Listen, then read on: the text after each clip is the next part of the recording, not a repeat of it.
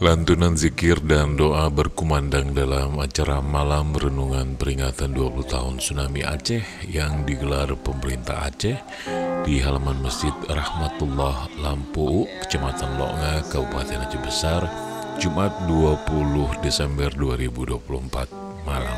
Kegiatan zikir dan doa untuk para syuhada tsunami Aceh itu dipandu Ustadz Zul Arafah dan diikuti ratusan masyarakat setempat.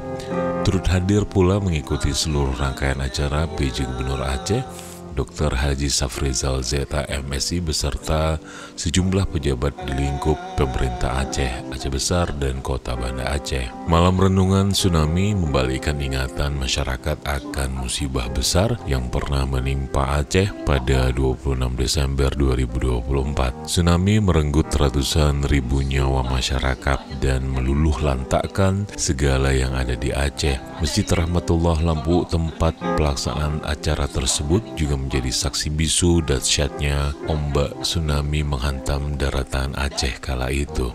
PJ Gubernur Safrizal dalam kesempatan itu mengajak seluruh masyarakat bertafakur terhadap bencana tsunami yang pernah menimpa Aceh. Bencana tersebut menampakkan besarnya kekuatan Allah dan mudahnya baginya mencabut nyawa manusia.